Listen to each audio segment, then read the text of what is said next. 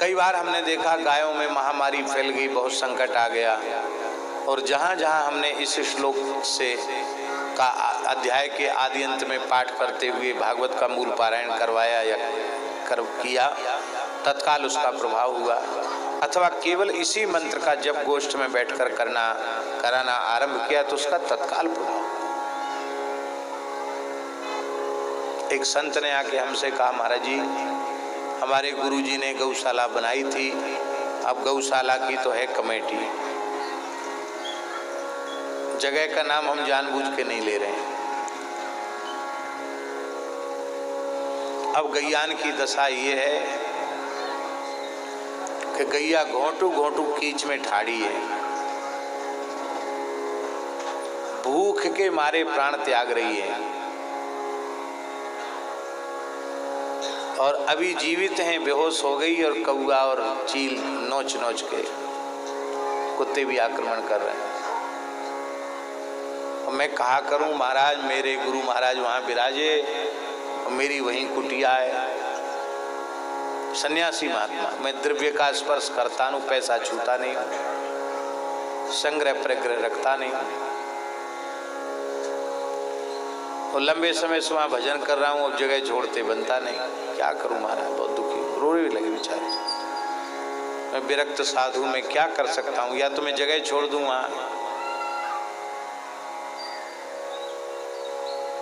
पर जगह छोड़ना अच्छा नहीं लगता, लगता है कि इसका समाधान होना चाहिए। भाई ये थोड़ी है हमारे छोड़ देने से कोई गाय की स्थिति तो बदल नहीं जाएगी।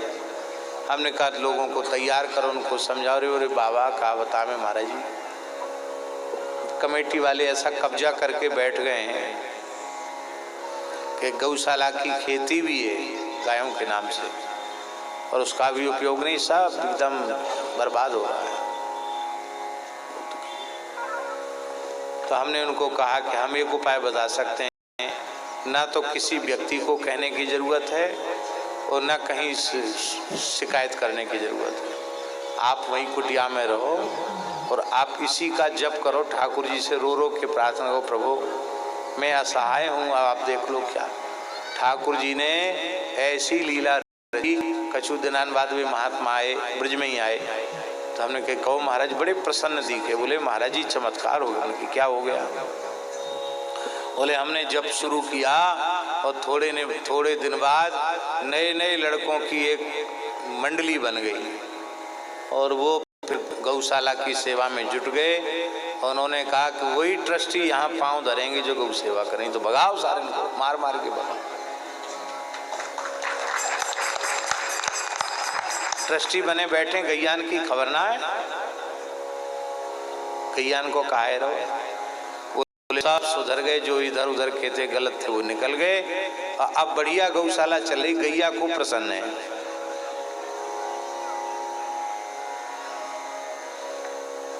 ये हम इसलिए कह रहे हैं, चमत्कार की बात नहीं सुना रहे, हम ये सुना रहे हैं हृदय की पुकार ठाकुर जी सुनते हैं। ये हृदय की पुकार, आप हृदय से पुकारेंगे तो जरूर समाधान होगा। तो श्री सुखदेव जी वर्णन कर रहे हैं, आप लोगों को अब याद रहेगा इस श्लोक के, श्रीमद् भागवत 10वें स्कंद पूर्वार्ध के 25वें अध्याय का 18वां श्लोक। एक बार बोल दो हमारे साथ, तस्मान मच्छरणम गोष्ठम, तस्मान मच्छरणम गोष्ठम, तस्मान मच्छरणम गोष्ठम, तस्मान मच्छरणम गोष्ठम, मन्नाथम मत्परिग्रहम, मन्नाथम मत्परिग्रहम, गोपाये स्वात्मयोगेन, गोपाये स्वात्मयोगेन, मे व्रत आहिता, सोयम मे व्रत आहिता। यही बात कह रहे हैं कि देवे वर्षति यज्ञ विप्ल